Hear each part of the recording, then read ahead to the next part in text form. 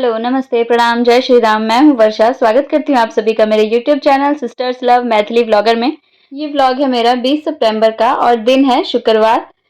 तो चलिए आज दिन की शुरुआत मैं करती हूँ सुबह के नाश्ते से। तो आज मैं सुबह-सुबह बना रही थी यहाँ पोहा, सोचा इसकी रेसिपी आप लोगों के साथ भी शेयर करूँ। तो यहाँ मैंने पोहे को अच्छे से धो लिया है 2 बार पानी से। फिर उसके बाद मैं इसमें थोड़ा-सा नमक डाल दूँगी क्योंकि ये मेरा बिल्कुल ही पतला पोहा है।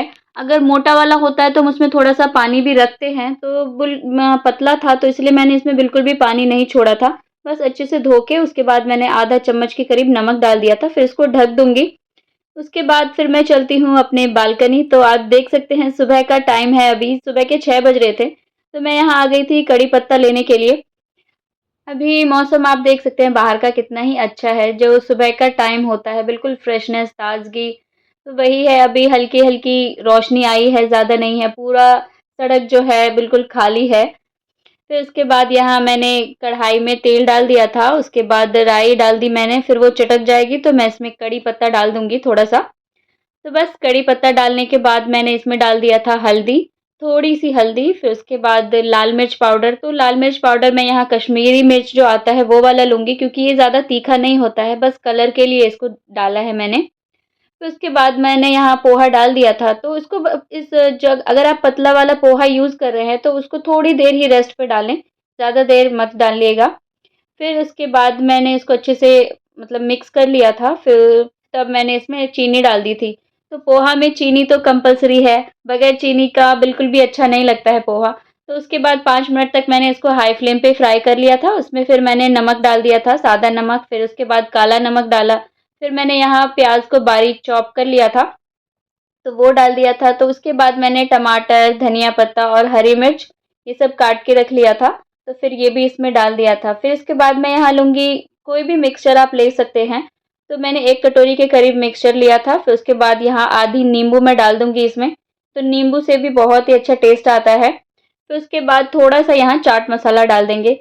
अब मैं सब चीज़ों को अच्छे से मिक्स कर लूँगी।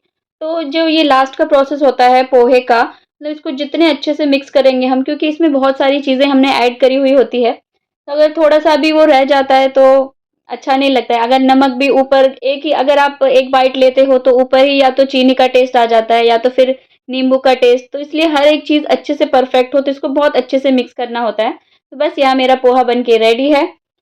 तो उसके बाद अब मेरे हस्बैंड भी यहाँ रेडी हो चुके थे। जैसे कि मेरा पोहा रेडी हो गया और मेरे हस्बैंड भी रेडी हैं।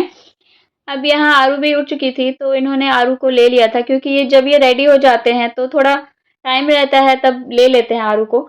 फिर यहाँ ये मुझे बता रहे थे जो बॉटल वाला जो गमला इन्होंने बनाया है, इसमें से जो पौधा है ना छोटा वाला, वो डेली के डेली पता नहीं टूटता है। तो एक दिन मैंने आरू को देखा था तोड़ते हुए, फिर एक दिन मैंने कबूतर को भी देखा था, तो कबूतर भी अभी बहुत परेशान करने लग गए हैं बालकनी में।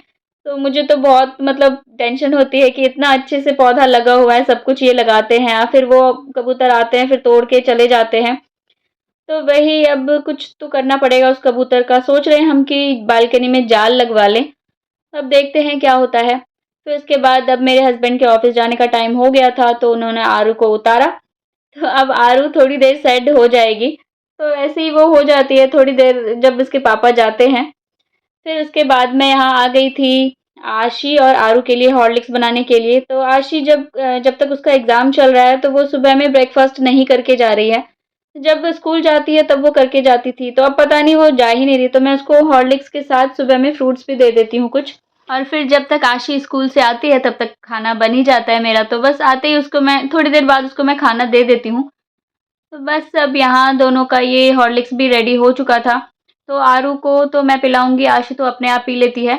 और फिर लगभग यहाँ मेरा काम भी पूरा हो ही चुका था। मैंने झाड़ू-पोछा लगा ही लिया था, फिर रोटी भी मैंने साथ में ही बना के रख ली थी। तो पोहा बनाया, उसके बाद रोटी बन गई थी। तो आज यही होता है, जिस दिन हम सुबह उठ जाते हैं ना तो हमारा सारा काम जल्दी-जल्दी निपट जाता है। और जिस दिन लेट हो गया तो बस उस दिन सब कुछ लेट, झाड़ू-पोछा, कपड़ा, खाना-पीना हर एक चीज़। तो मेरा ये रहता है अगर झाड़ू-पोछा लग गया, खाना बन गया, मेरा क्या सभी का होता होगा मेरे ख़्याल से कि अगर हम खाना बना लें, झाड़ू-पोछा लग जाए तो बस हमारा सारा काम ख़त्म हो गया। तो उसके बाद तो ख़ैर नहाने के बाद मैं कुछ-कुछ काम करती रहती हूँ, तो लगा ही रहता है पूरे दिन का काम। तो बस अब यहाँ आशी नाश्ता कर लेगी, फिर मैं आरू को हॉर्लिक्स पिला दूँगी। तो जब आशी छोटी थी तो मैं यही सोचती थी कि कब आशी बड़ी होगी कि वो अपने आप से सारा काम करना सीख जाएगी, और ये अब आज का दिन है कि आशी इतनी बड़ी हो गई है कि वो अपना सारा काम कर लेती है। तो यही है, समय कितनी जल्दी निकल जाता है, हमें आइडिया भी नहीं होता। कहाँ इतने दिन पहले हम खुद बच्चे थे, स्कूल जाते थे, कॉलेज जाते थे। अब कहाँ, अब ये मेरे 2 बच्चे हो गए हैं, वो भी इतने बड़े हो गए हैं। कुछ सालों बाद आरू भी देखते-देखते ही ऐसी बड़ी हो जाएगी। तो आरू भी ऐसा लग रहा है 2 साल कितनी जल्दी निकल गया है, ये भी बहुत जल्दी बड़ी होती जा रही है। तो बस अब इन दोनों का नाश्ता हो गया है और आशी के स्कूल के जाने का टाइम हो गया था।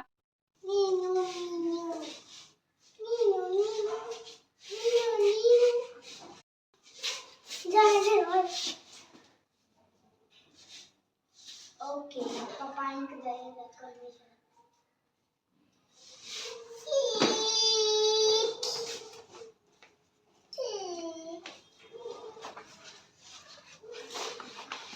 कड़ा पहले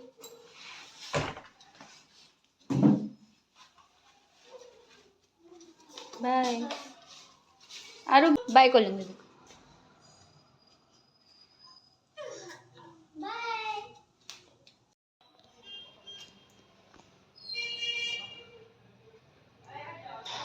की भऽ रहल छै? की भऽ रहल छै? आजकल पता नहीं आरू ये कहाँ से सीख रही है, ये तरह-तरह का फेस बनाती रहती है तो हमें तो अच्छा लगता है। तो बस उसके बाद फिर मैंने आरू को सुला दिया था, तो ये सो जाती है तो उसके बाद मैं फटाफट से सारा काम ख़त्म कर लूँगी। तो यहाँ देख सकते हैं, यहाँ कपड़ों का कितना ही बाज़ार लगा हुआ है, तो मुझे इसको समेटना है। तो मैं कपड़े को लेके आ गई थी बेडरूम में, क्योंकि फिर यहाँ फ़ोन रहता है ना, तो अगर फ़ोन किसी का अगर कॉल आ जाता है, फिर आरू की नींद खुल जाती है। तो मैं इसीलिए इस घर में लेके आ गई थी, तो फटाफट से इन कपड़ों को फ़ोल्ड कर लूँगी। तो कपड़ों को फ़ोल्ड करना तो मेरे लिए सबसे बड़ी सिरदर्दी रहती है। तो मेरे साथ ये होता है, मैं कपड़े धो लूँगी आराम से, मुझे कपड़े धोने में कोई भी आलस नहीं आता है। हाँ, लेकिन नहाने से पहले, नहाने के बाद फिर नहीं हो पाता है। नहाने से पहले मुझे कितने भी कपड़े दे दो, मैं सारे धो लेती हूँ। तो वही करती हूँ, फिर कपड़े धोना, फिर कपड़े फैलाने में भी थोड़ा आलस आता है लेकिन क्या करें, आता है आलस करना, तो फिर भी है सब कुछ। फिर अब यहाँ मेरे सारे कपड़े फ़ोल्ड हो चुके हैं, तो अब मैं इन सबको रख दूँगी अलमारी में। उसके बाद फिर मैं आ गई थी यहाँ अपना हेयर ऑयल लगाने के लिए। तो क्या था, जिस दिन मैंने हेयर मास्क लगाया था तो उसके बाद ही मुझे लगाना था। तो उस दिन मुझे टाइम नहीं मिल पाया, तो नहीं लगा पाई मैं। तो सोचा कि आज टाइम है, आरू भी सोई हुई है तो लगा लेती हूँ। फिर मैं नहा धो के रेडी हो गई थी, तो पूजा भी हो गई थी मेरी। अब मैं नाश्ता कर लूँगी, तो नाश्ते के साथ आज मैं हॉर्लिक्स भी ले रही हूँ। वैसे तो मैं सुबह में नहीं लेती हूँ, रात का टाइम मैं फ़िक्स करती हूँ, लेकिन रात में भी मैं नहीं, कम ही ले पाती हूँ। क्या होता है, अब बच्चों को 2 हॉर्लिक्स, फिर घर का काम इतना सारा रहता है, उसके चक्कर में टाइम निकल जाता है, फिर अपने लिए टाइम नहीं निकाल पाती हूँ। तो सोचा अपने लिए भी टाइम निकालूँगी। तो देखती हूँ कब तक मैं ये रूटीन फ़ॉलो कर पाती हूँ, क्योंकि ज़रूरी तो बहुत ही है, क्योंकि अगर हम नहीं ध्यान रखेंगे खुद का, फिर बच्चों को देखना होता है, हमें घर सँभालना होता है, तो बहुत ज़रूरी है हम हाउसवाइफ़ के लिए ये रूटीन फ़ॉलो करना। आँख नोज कता है? Very good. अच्छा, और आँख टीथ कता है? Very good. और आँख आईज कता है? Eyes, very good. अब कान कता है? कान कान कान, वेरी गुड। केस कता है? केस। हेड हेड कता है? माथ माथ। अच्छा, पैर पैर है या क्या? हाथ कता है? हाथ, वेरी गुड। Very good. दियो का हाथ, वेरी गुड। मम्मा टीथ, हाँ मम्मा के टीथ छियन। मेरे प्यारे बेबी, मैं देखूं तो जरा, मम्मी जानती है इस चोट की दवा। इस बैंडेज से सब ठीक हो जाएगा। अब ये शाम का टाइम था, आशी और आरू दोनों ही मस्ती कर रही थी, तो यहाँ बीच में आशी गाना भूल गई थी। अब खेलो रात भर, तुम खुश रहो सदा। तो इसके बाद हम लोग आ गए थे आइसक्रीम खाने के लिए। तो यहाँ हस्बैंड ने आज ऑनलाइन आइसक्रीम मंगाई थी, तो ऑफ़र चल रहा था, 3 का सेट आया हुआ था, इसलिए हमने सोचा कि इतना अच्छा ऑफ़र हाथ से कैसे जाने दें, तो मंगवा लिया। फिर यहाँ चल रही थी हमारी आइसक्रीम पार्टी। तो ये दोनों बच्चे मस्ती कर रहे थे। आरू तो जितना खा नहीं रही थी, उससे ज़्यादा वो नीचे गिरा रही थी। तो मैं क्या करती हूँ, आरू को ना खुद से खाने के लिए छोड़ देती हूँ। क्या होता है, बच्चे थोड़ा गिराते हैं, थोड़ा खाते हैं, इसी में तो सीखेंगे। तो इसलिए मैंने उसको अपने आप खाने दिया था। फिर उसके बाद जितना भी उसने लगाया हुआ तो फिर मैं आ गई थी साफ़ करने के लिए।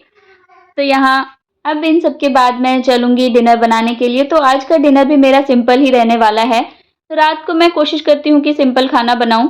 तो यहाँ मैं दाल बना रही थी अरहर और मूँग की। उसमें मैंने आलू और पपीता डाल दिया था और टमाटर डाला था। तो आज मैं आलू और पपीते की वो बनाऊँगी, भरता जो होता है। तो हम लोगों के बिहार में इसको सन्ना या चोखा बोला जाता है। तो वही मैं बनाने वाली हूँ। फिर मैंने दाल में नमक और हल्दी डाल दी थी और थोड़ा-सा सरसों का तेल भी डाल दिया था। तो मैं दाल जब बनाती हूँ तो सरसों का तेल डाल देती हूँ, उससे अच्छा टेस्ट आता है दाल में। फिर उसके बाद मैं बनाऊँगी यहाँ आलू और परवल की भुजिया।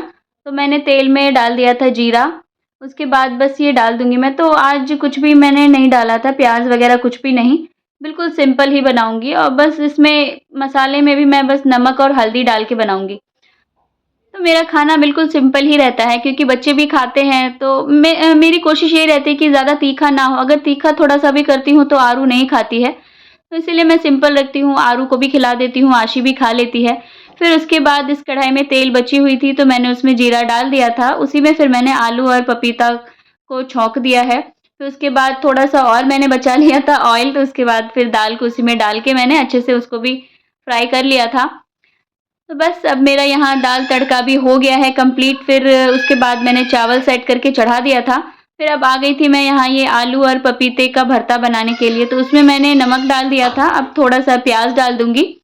तो प्याज़ डालने के बाद बस अब ये कंप्लीट है, इसको अच्छे से मैश कर लेंगे। तो इसी तरीके से मैं सिंपल सा बनाती हूँ खाना।